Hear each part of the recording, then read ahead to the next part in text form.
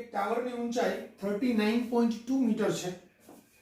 કોઈ એક ક્ષણે ટાવર પરથી એક પદાર્થને મુક્ત પતન કરવા દેવામાં આવે છે. બરાબર તે જ ક્ષણે ટાવરના તળિયાથી બીજા પદાર્થને ઉર્ધ્વ દિશામાં 19.6 મીટર પર સેકન્ડના વેગથી ફેંકવામાં આવે છે. તો બંને ટાવરના તળિયેથી ખાલી જગ્યા મીટર ઊંચાઈએ અને ખાલી જગ્યા સેકન્ડ સમયે ભેગા થશે. હવે તમને આવું આપેલું છે,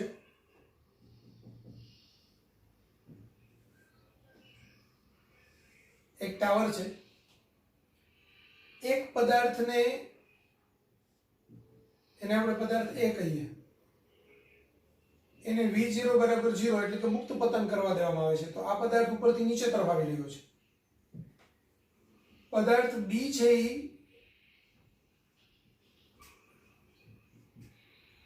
નીચેથી ઉપર તરફ જઈ રહ્યો છે. નીચેથી ઉપર તરફ જે જઈ રહ્યો છે એનો વેગ V0 ડેશ એ 19.6 મીટર પર સેકન્ડ છે. આખા ટાવરની ઊંચાઈ 39.2 મીટર છે.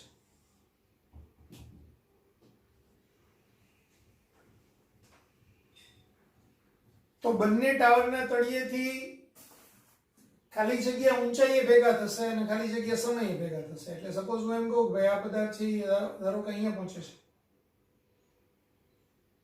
ત્યારે બી પદાર્થ આમ જઈ રહ્યો હોય, આમ આવી રહ્યો હોય,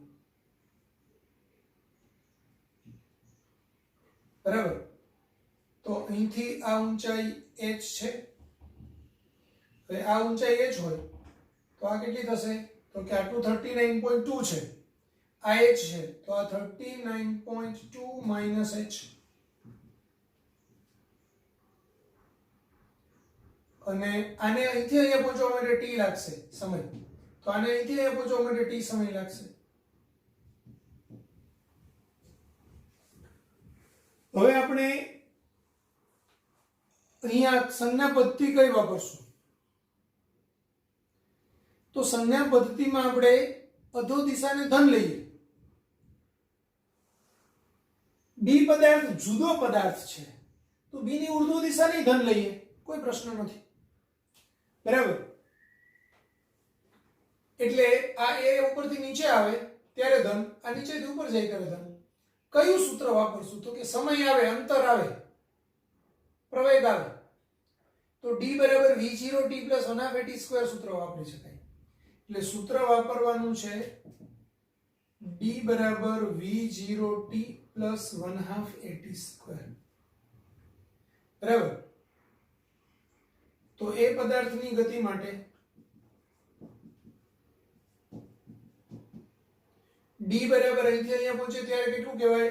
39.2 માઇનસ h. આ d થયું. પ્રારંભિક વેગ કેવો છે? 0. અધો દિશામાં ધન આપણે લીધેલું છે, અધો દિશા એટલે g પ્લસ લેવાય અને t નો સ્ક્વેર. તો 39.2 માઇનસ h બરાબર 1/2 gt સ્ક્વેર. સમીકરણ નંબર 1. હવે બી પદાર્થની ગતિ માટે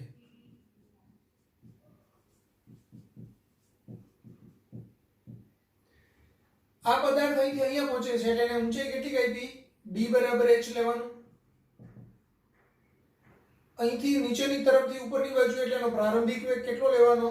19.6, પણ ધન લીધો આપણે એને, પ્લસ 1/2.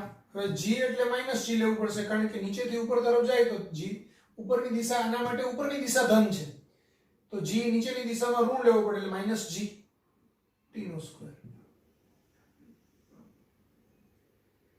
એટલે h બરાબર 19.6 t માઇનસ 1/2 gt સ્ક્વેર એવું થાય.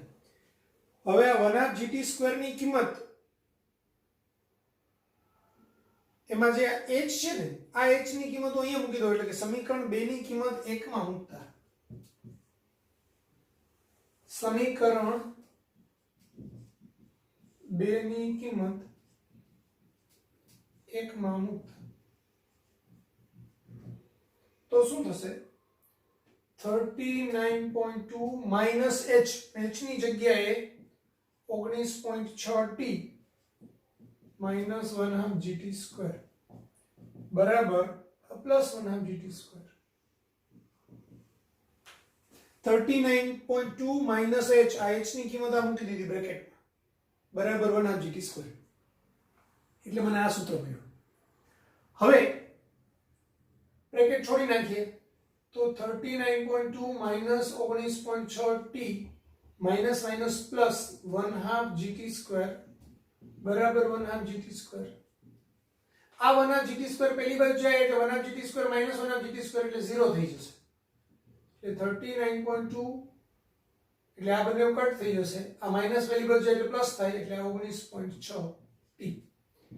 તો t ની કિંમત 39.2 upon 19.6 હવે 19.6 into 2 એટલે આ 39.2 થાય એટલે આ બેનો છેદ ઉડશે તો જવાબ આવશે 2 એટલે આ 2 સેકન્ડ આપણું t મળી ગયું t બરાબર 2 સેકન્ડ. હવે t બરાબર 2 સેકન્ડ મળ્યું મારે h પણ શોધવાનું છે તો h નું આ સૂત્ર છે એમાં કિંમત મૂકી દઈએ તો સમીકરણ 2 માં કિંમત મૂકતા આ કિંમત સમીકરણ 2 માં મૂકતા તો h બરાબર 19.6 t ની કિંમત 2 સેકન્ડ માઈનસ 1/2 g ની કિંમત 9.8 t એટલે 2 એનો વર્ગ તો 19.6 into 2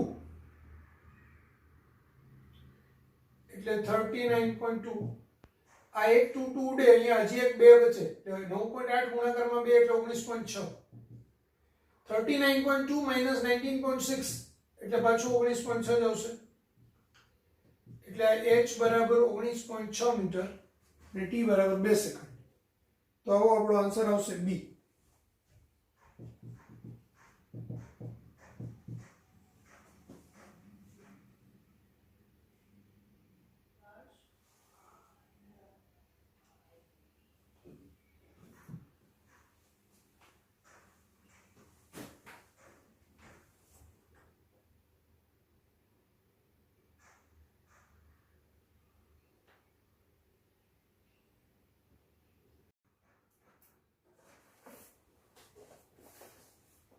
ગુરુત્વાકર્ષણની અસર હેઠળ મુક્ત પતન કરતો પથ્થર 6 સેકન્ડની ગતિ બાદ જમીનથી h ઊંચાઈએ સમક્ષિતિજ રાખેલ ગ્લાસની તકતીને અથડાય છે. તે ગ્લાસની તકતીને તોડીને 2 સેકન્ડમાં જમીન પર પહોંચે છે. તકતીને અથડાયા બાદ તે 2/3 જેટલો વેગ ગુમાવે છે. તો આ ગ્લાસની તકતીની જમીનથી ઊંચાઈ ખાલી જગ્યા મીટર. એટલે શું કહેવા માંગે છે સમજો. અહીંયા એક પથ્થર છે આ ગ્લાસની તકતી છે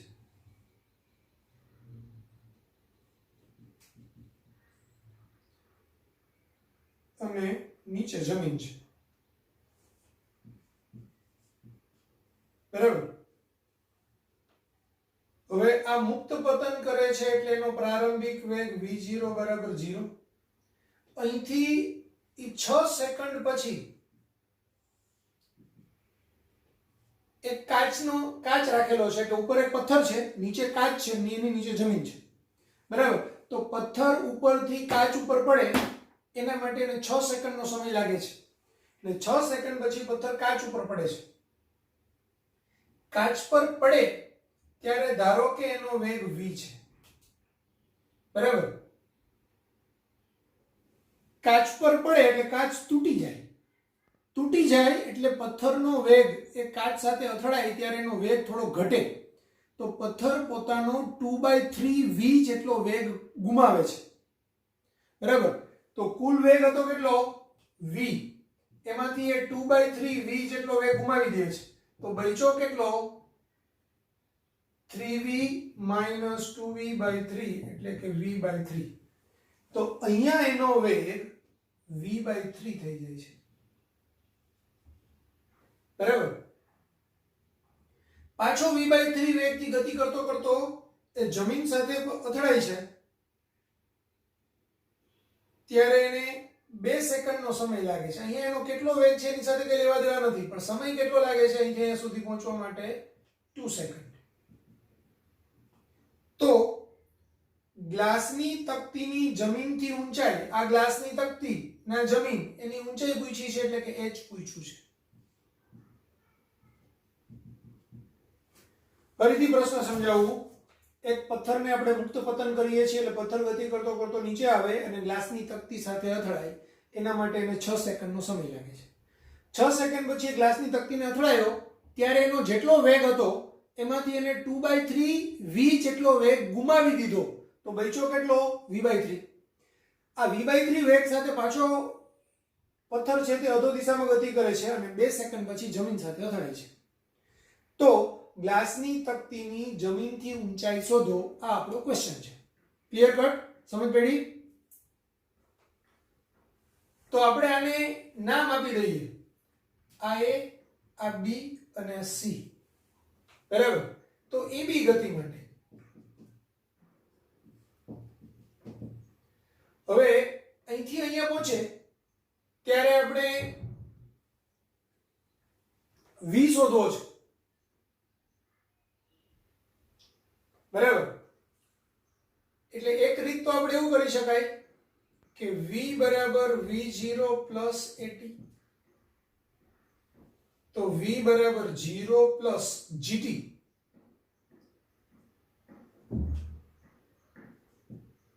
એટલે 0 પ્લસ g ની કિંમત 10 લઈએ અને t ની કિંમત 6 સેકન્ડ લઈએ તો વેગ 60 મીટર પર સેકન્ડ આવે. બરાબર? જો g ની કિંમત આપણે 9.8 લઈએ, કારણ કે તમને જવાબ બધા છે ને તે 9.8 થી લીધેલા હોય છે, એટલે g ની કિંમત સપોઝ 9.8 લઈએ તો 9.8 ગુણાકારમાં 6 એટલે 6 8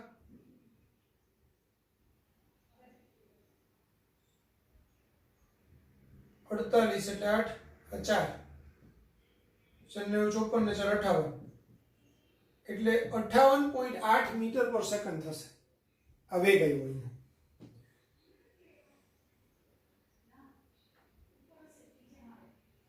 તો વેગ છે હવે v ડેશ એટલે અહીંનો વેગ, અથવા તો v0 ડેશ કહીએ, તો v0 ડેશ એટલે v વેગમાંથી 2/3v જેટલો વેગ ગુમાવે છે એટલે v/3 વેગ થશે. v/3 એટલે 58.8 ના છેદમાં 3. હવે 58.8 ના છેદમાં 3 આપણે કરીએ તો અહીંયા 3 એટલે આ 2 આવશે 28, 9 તરી 27 એટલે અહીંયા 9, 1 આવશે, ઉપરથી 8 લઈએ આ પોઈન્ટ તો 6 તરી 18 એટલે 19.6 આવશે. તો 19.6 મીટર પર સેકન્ડ અહીંનો વેગ થશે. હવે મારે તો એ જ શોધવું છે, તો d બરાબર v0 t + 1/2 એમાં v0 અહીંથી અહીંની ગતિ માટે v0 આ v/3 કહેવાય, એટલે કે આ 19.6 કહેવાય. બરાબર? t એટલે 2 સેકન્ડ, g એટલે અધો દિશામાં ગુરુત્વ પ્રવેગ એટલે પ્લસ લેવાનું, પ્લસ g એટલે પ્લસ 9.8. તો હવે bc ગતિ માટે d બરાબર v0 t + 1/2 at², એમાં v0 એટલે પ્રારંભિક વેગ 19.6 લેવાનું, t એટલે 2 સેકન્ડ, 1/2 એની કિંમત 9.8 અને આ 2 નો વર્ગ, તો 19.6 * 2 એટલે 39.2, 1/2 9.8 અને 2 નો વર્ગ એટલે 2 અહીંયા કેન્સલ કરીએ તો 9.8 * 2 ગણિત નાખીએ તો 9.8 ગુણાકારમાં 2 એટલે 19.6, આ બે નો સરવાળો તો 8 થશે, 9 દુ 18, 1 3 ને 4 ને 5 58.8 મીટર. તો આપણો આન્સર આવશે અને d ને આપણે h કહીએ તો h બરાબર 58.8 મીટર એટલે આપણો આન્સર છે ડી 58.8 મીટર. સમજો આ પથ્થર અહીંથી અહીંયા પહોંચે તો પહેલા v શોધવાનું. v કેવી રીતે શોધશું તો કે v બરાબર v0 + at. આપણે અધો દિશાને ધન લીધેલી છે બરાબર. તો અહીંથી અહીંયા પહોંચે ત્યારે v બરાબર v0 + at.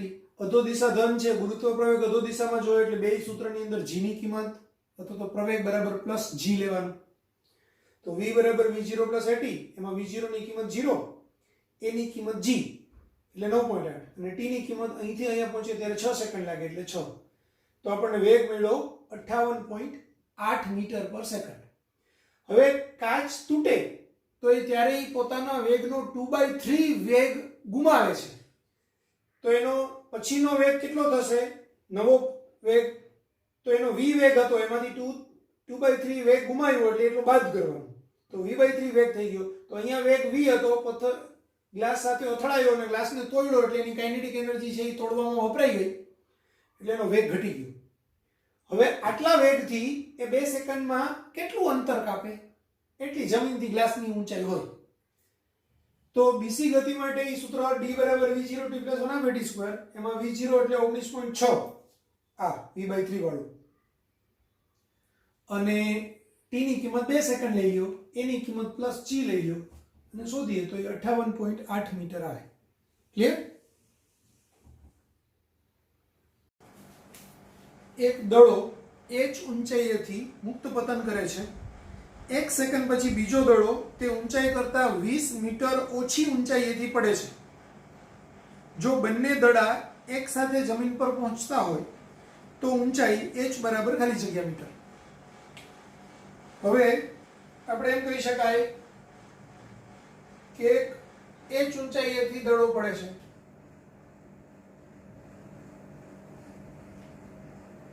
આ ઊંચાઈ h છે. ત્યાર પછી બીજો એક દડો છે b. તો આ a દડો છે અને આ b દડો છે. એ 20 મીટર ઓછી ઊંચાઈથી એટલે આ ઊંચાઈ 20 મીટરની છે બરાબર. ત્યાંથી પડે છે. હવે આને અહીંથી અહીંયા પહોંચવા માટે લાગતો સમય t હોય તો આને આ 1 સેકન્ડ પછી ગતિની શરૂઆત કરે છે. હું એમ કહું કે આને અહીંથી અહીંયા પહોંચવા માટે 8 સેકન્ડ લાગે છે. આ 1 સેકન્ડ પછી ગતિની શરૂઆત કરે છે તો આને 7 સેકન્ડ લાગે, કારણ કે બે જમીનમાં તો સાથે જ પડે છે. એટલે જમીનમાં આ અહીંથી અહીંયા પહોંચે અને આ બે અહીંથી અહીંયા પહોંચે તો બંને સાથે પડે છે. એટલે આના માટે જો t સમય હોય તો આના માટે એ t - 1 સેકન્ડ હોય અને આ ઊંચાઈ છે h - 20 મીટર હોય. h મીટર હોય. ક્લિયર થઈ ગયું? તો હવે પૂછ્યું શું છે? h શોધવાનું છે. સમજો અહીંથી અહીંયા માટે બી મુક્ત પતન થાય છે એટલે પ્રારંભિક વેગ 0, આના માટે બી પ્રારંભિક વેગ 0. તો એની ગતિ માટે d બરાબર v0t + 1/2 at². આ સૂત્રમાં અધો દિશાને આપણે ધન લઈએ છીએ તો d બરાબર h v0 0 1/2 a એટલે g પ્લસ લેવાનું t નો તો h બરાબર 1/2 gt². સમીકરણ નંબર 1. b ની ગતિ માટે તો એના માટે d ની વેલ્યુ h - 20, v0 0 જ, t ની કિંમત t - 1 પ્લસ 1/2 g ને પ્લસ g લેવાનો છે અને આ t - 1 નો વર્ગ એટલે આ h - 20 બરાબર 1/2 g, t - 1 એટલે t² - 2t + 1. આ સમીકરણ નંબર 2. સમીકરણ 1 ની કિંમત 2 માં મૂકતા સમીકરણ 1 ની કિંમત 2 માં મૂકતા ધ્યાન આપો અહીંયા આ એક છે 1/2 gt², આ કિંમત હું અહીંયા મૂકું છું 1/2 gt² અહીંયા મૂકી દઉં તો 1/2 gt² - 20 બરાબર આ પદ આવશે, લખી કાઢીએ તો 1/2 gt² - 20 બરાબર 1/2 g બ્રેકેટમાં t² - 2t + 1. હવે જો અહીંયા g ની કિંમત પહેલા તો 10 મૂકી દઉં એટલે 1/2 આ 10t² - 20 બરાબર 1/2 આ 10t² - 2t + 1. આ 10 ના છેદમાં 2 એટલે 5 એટલે 5t² - 20 બરાબર આ 5. હવે આ 5 છે એ t² ને ગુણે એટલે 5t² માઈનસ આ 5 છે એ 2 ને ગુણે તો 5 + 10 એટલે 10t + 5. હવે આ 5t² કેન્સલ, આ -10t આ બાજુ આવ્યો એટલે પ્લસ થાય, આ -20 પહેલી બાજુ આવ્યો એટલે પ્લસ થાય, તે 10t બરાબર 25 તો t બરાબર 25/10 એટલે 2.5 સેકન્ડ. તો t નું મૂલ્ય મળી ગયું, મને પૂછ્યું છે h, તો હવે h બરાબર 1/2 gt² એટલે 1/2 g એટલે 10 અને t² એટલે 2.5 નો વર્ગ, 2.5 નો વર્ગ એટલે 625 ગુણાકારમાં 5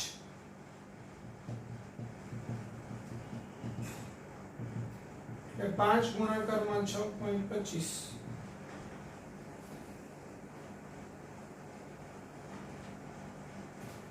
તો 5 ગુણાકારમાં 5 એટલે 25 2 5 દુ 10 ને 2 12 નું 6 4 ને 30 30 ને 31 તો 31.25 મીટર આવશે h બરાબર. તો આન્સર આવશે C. એમાં છે ને બુકની અંદર 11.25 છાપેલું છે તે રોંગ છે, 31.25 આવે આન્સર C.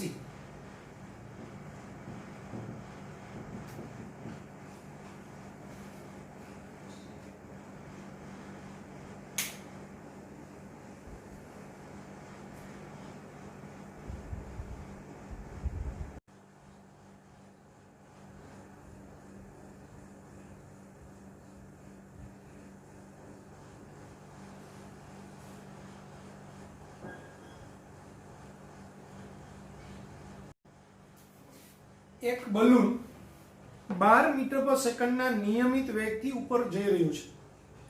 જ્યારે બલૂન 81 મીટરની ઊંચાઈએ છે ત્યારે તેમાંથી એક સિક્કાને પડતો મૂકવામાં આવે છે. જ્યારે સિક્કો જમીન પર પહોંચે તે સમયગાળામાં બલૂને પ્રાપ્ત કરેલી ઊંચાઈ h બરાબર ખાલી જગ્યા મીટર, g આપેલું છે 10 મીટર પર સેકન્ડ.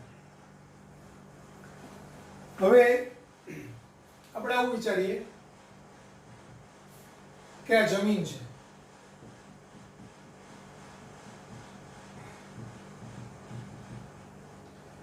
એક બલૂન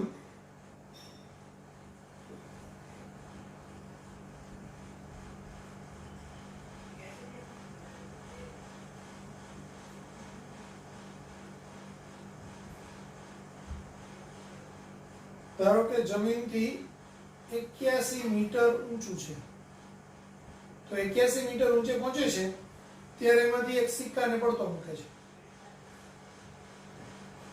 બરાબર. જ્યારે 81 મીટરે પહોંચે ત્યારે બલૂનનો વેગ તો કેવો છે 12 મીટર પર સેકન્ડનો અચળ વેગ છે. હવે સમજો, મેઇન પોઈન્ટ અહીંયા જ છે, બલૂન ઉપર જઈ રહ્યું છે ત્યારે બલૂનની અંદર ઉભેલો વ્યક્તિ હશે એ બી ઉપર જઈ રહ્યો હશે, એટલે વ્યક્તિનો વેગ એ 12 મીટર પર સેકન્ડ જ હશે. એણે હાથમાં એક સિક્કો પકડેલો હશે, તો એ સિક્કાનો વેગ કેટલો હશે, તો હાથમાં પકડેલો છે, હાથનો વેગ જો 12 મીટર પર સેકન્ડ હોય તો સિક્કાનો વેગ 12 મીટર પર સેકન્ડ હોય. હવે સપોઝ એ અચળ વેગથી 12 મીટર પર સેકન્ડના વેગથી સિક્કો ઉપર તરફ જઈ રહ્યો છે, બરાબર, અને હાથમાંથી હું છોડી દઉં. સમજો શું થાય છે, જુઓ, અહીંથી આવું આમ જઈ રહ્યું અને આમ છોડી દઉં તો શું થાય? એનો વેગ 12 મીટર પર સેકન્ડનો ઉપરની બાજુએ રહે જ. પછી એ 12 મીટર પર સેકન્ડના વેગથી એનો વેગ ઘટતા ઘટતા 0 થાય, પછી ત્યાંથી પાછું નીચે પડવાનું ચાલુ કરે. ખ્યાલ આવ્યો? એટલે સિક્કો જ્યારે હાથમાંથી છૂટે ત્યારે જો હું સ્થિર જમીન ઉપર ઉભેલો હોય અને હું એને છોડું તો એનો પ્રારંભિક વેગ 0 કહેવાય. પણ હું પોતે જ 12 મીટર પર સેકન્ડના વેગથી ઉપર તરફ ગતિ કરી રહ્યો હોય અને ત્યારે હું સિક્કાને છોડું તો આવું થશે કે સિક્કા હાથ આમ ધારો કે 12 મીટર પર સેકન્ડના વેગથી જઈ રહ્યો છે અને પછી હું છોડું તો એ સિક્કો થોડો ઉપર જઈને પછી નીચે આવશે. એટલે અહીંયા સિક્કાનો પ્રારંભિક વેગ v0, હવે ઉર્ધ્વ દિશાને હું ધન લઉં છું, ઉર્ધ્વ દિશા ધન અને અધો દિશા ઋણ, તો એ સિક્કાનો પ્રારંભિક વેગ +12 મીટર પર સેકન્ડ થાય.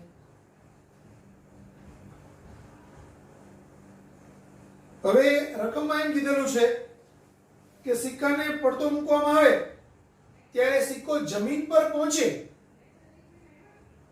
ધારો કે એના માટે t સમય લાગે છે, ત્યારે બલૂનની જમીનથી ઊંચાઈ કેટલી? બરાબર? તો બલૂન ધારો કે અહીંયા પહોંચી જાય છે,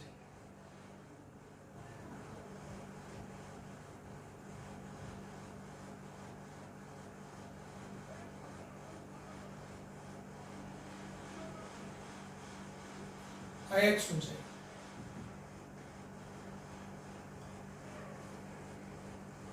તો આપણને બલૂનની જમીનથી ઊંચાઈ એટલે x + 81 પૂછ્યું છે.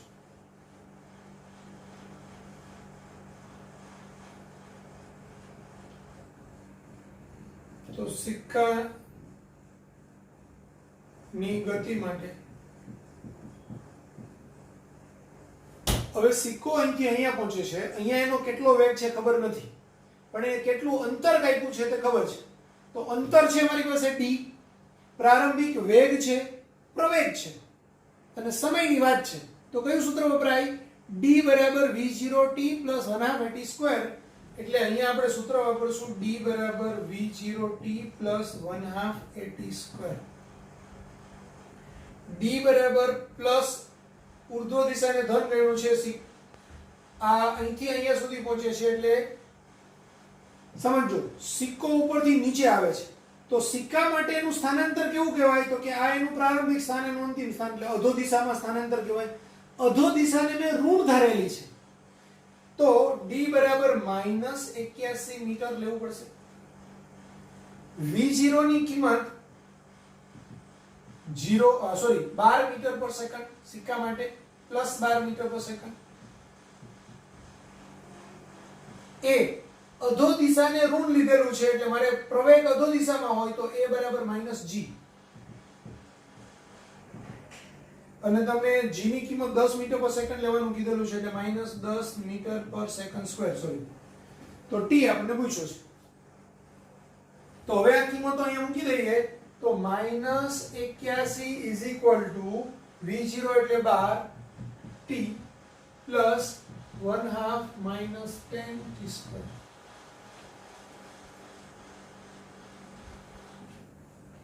તો -81 = 12t - 5t². આ 5t² ને આ બાજુ લાવો તો 5t² પ્લસ થશે, આ 12t આ બાજુ આવે એટલે માઈનસ થશે, -12t - 81 = 0. હવે આના અવયવ પાડવાના છે તો અહીંયા 5 છે, અહીંયા 81 છે એટલે 5 ગુણાકારમાં 81, તો 5 ગુણાકારમાં 9 ગુણાકારમાં 9 એટલે 5 ગુણાકારમાં જો 9 × 45, 45 ને 9 તો એ 12 નો થાય એટલે હજુ 3 ગુણાકારમાં 3 ગુણાકારમાં 9, તો આ 5 ગુણાકારમાં 3 એટલે 15 ગુણાકારમાં 9 × 27. તો હવે હું જો આમ લઉં કે +15 અને -27, તો -27 + 15 એટલે -12 થાય અને આ બેયનો ગુણાકાર એ આ બેયના ગુણાકાર જેટલું થઈ જાય કારણ કે આ માઈનસની સાઈન છે. એટલે આપણે આના પરથી લખી શકાય આમ કે 5t² - 27t + 15t - 81 = 0. તો આમાંથી t કોમન નીકળે એટલે આ 5t - 27. આમાંથી 3 કોમન નીકળે. અહીંયા બી 5 ગુણાકારમાં 3 એટલે 3 છે, અને અહીંયા 27 તરી 81 એટલે 3 છે, તો અહીંથી 3 કોમન નીકળશે. તો 5t - 27 બરાબર 0. એટલે એના અવયવ પડશે 5t - 27 અને બીજા બ્રેકેટમાં t + 3 બરાબર 0. તો 5t - 27 બરાબર 0 અથવા t + 3 બરાબર 0. એટલે અહીંયા t આવશે 27/5 સેકન્ડ. એટલે 27/5 એટલે 54/10, એટલે 54/10 એટલે 5.4 સેકન્ડ આ t બરાબર. અને આમાં t બરાબર -3 સેકન્ડ થાય, પણ સમય ઋણ હોય નહીં, એટલે ઋણ વાળા જેટલા બી જવાબ આવે એ અશક્ય છે, જે અશક્ય છે. બરાબર. તો t ની કિંમત આપણને મળી 5.4 સેકન્ડ. એટલે સિક્કો અહીંથી અહીંયા પહોંચે, અહીંથી આમ થઈને આમ પહોંચે નીચે. સિક્કો સીધો નહીં જાય, કારણ કે એનો વેગ ઉપરની દિશામાં છે, એટલે સિક્કો આમ થઈ અને આમ પહોંચશે. તો અહીંથી અહીંયા પહોંચશે ત્યારે એને 5.4 સેકન્ડનો સમય લાગશે. તો એ વખતે આણે અહીંથી અહીંયા સુધી કેટલું અંતર કાપ્યું? તો હવે આ ઉર્ધ્વ દિશામાં 12 મીટર/સેકન્ડના અચળ વેગથી ગતિ કરી રહ્યો છે.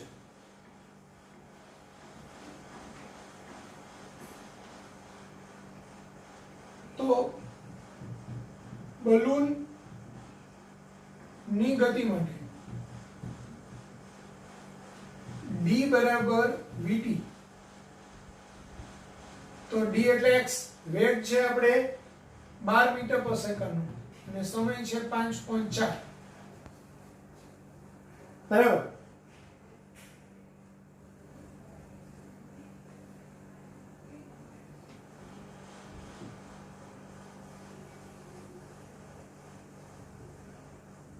તો 12 × 50 60 ને 12 × 4 48 એટલે 64.8 આવશે x. તો બલૂનની સિક્કો જમીન પર પડે ત્યારે બલૂનની ઊંચાઈ h બરાબર x + 81 એટલે 64.8 + 81 એટલે આ 5 8 14 એટલે 145.8 મીટર આવશે. h બરાબર 145.8 મીટર. તો એ જ આપણો આન્સર છે 145.8. એટલે આન્સર આવશે ડી.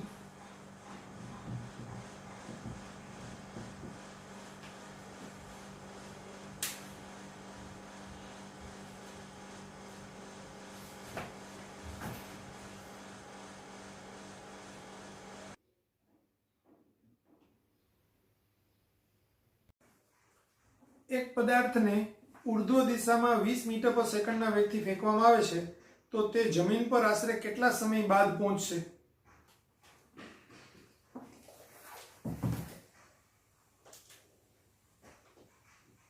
હવે સમજો. એક પદાર્થ છે એને આપણે ઉર્ધ્વ દિશામાં ફેંક્યો છે 20 મીટર/સેકન્ડના વેગથી. એ ગતિ કરતો કરતો ઉપર જાય અને પાછો નીચે આવે, એના માટેનો કુલ સમય આપણને જોઈએ છે. તો અહીંથી અહીંયા પહોંચવા માટે ધારો કે t સમય લાગે, અને અહીંથી અહીંયા પહોંચવા માટે t સમય લાગશે. પણ આ પદાર્થ અહીંથી અહીંયા પહોંચે ત્યારે અહીંયા એનો વેગ 0 છે. બરાબર. તો અહીંયા આવશે ત્યારે અહીંયા એનો આ દિશામાં વેગ હશે 20 મીટર/સેકન્ડ અધો દિશામાં. તો અહીંથી અહીંયા પહોંચે ત્યારનો આપણે જો ગણતરી કરીએ તો v² - v02 બરાબર 2 આપણે સમય પૂછ્યો છે. તો v બરાબર v0 + at. એમાં અંતિમ વેગ 20 મીટર/સેકન્ડ, પ્રારંભિક વેગ 0, a ની કિંમત g 10 અને t શોધવાનું છે. તો t બરાબર 20/10 એટલે 2 સેકન્ડ થાય. તો કુલ સમય 2t થાય, એટલે 2 ગુણાકારમાં 2 એટલે 4 સેકન્ડ થાય. તો આપણો આન્સર આવે 4 સેકન્ડ સી. અથવા તો ઉડ્ડયન નો કુલ સમય TF એટલે 2v0/g આપણું સૂત્ર છે, કરાવેલું છે તમને હમણાં જ. તો 2v0, v0 એટલે 20 અને g એટલે 10, તો 4 સેકન્ડ.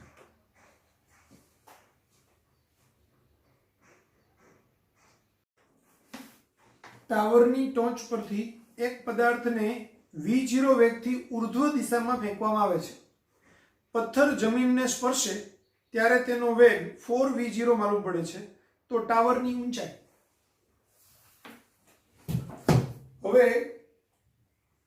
અહીંયા તમને એક ટાવરની ટોચ આપેલી છે, એના પરથી પદાર્થને ફેંકીએ.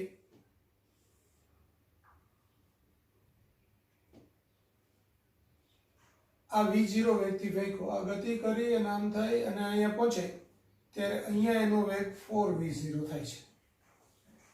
તો ટાવરની ઊંચાઈ h આપણને પૂછેલું છે.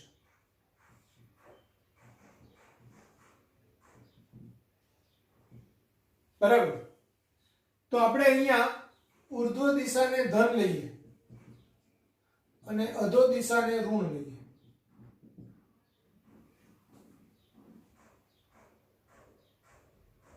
બરાબર. હવે પ્રારંભિક વેગ આ છે, અંતિમ વેગ આ છે, સ્થાનાંતર h છે. તો કયું સૂત્ર વપરાય? v² - v0² બરાબર 2ad. હવે v બરાબર અહીંયા શું આવશે? પહેલા તો પ્લસ આવશે કે માઈનસ? તો v ની દિશા અધો દિશા છે. અધો દિશા કેવી આવે? ઋણ આવે. એટલે v ની કિંમત -4v0 થશે. v0 ની કિંમત તો કે ઉર્ધ્વ દિશામાં છે એટલે +v0 જ રહેશે. d ની કિંમત પ્રારંભિક સ્થાન આ છે, અંતિમ સ્થાન આ છે, તો અધો દિશા પ્રારંભિક થી અંતિમ તરફની દિશા કઈ કહેવાય? અધો દિશા. અધો દિશા કેવી છે? ઋણ. એટલે d ની કિંમત -h આવશે. ગુરુત્વ પ્રવેગની દિશા કેવી હોય? અધો દિશા જ હોય. અધો દિશા કેવી છે? ઋણ. તો એની કિંમત -g, અને એ તમને g જ લેવાનું કીધેલું છે. તો હવે આ રીતે આપણે કિંમત મૂકીએ તો -4v0² v0² બરાબર 2 આ -g અને d ની કિંમત -h. તો આ 16v0² v0² માઇનસ પ્લસ થાય, વર્ગ છે એટલે આ બી માઇનસ પ્લસ એટલે 2gh. આ બે ની બાદબાકી 15v0² બરાબર 2gh. પૂછ્યું છે h, તો h બરાબર 15v0²/2g. તો આ જ આપણો આન્સર છે.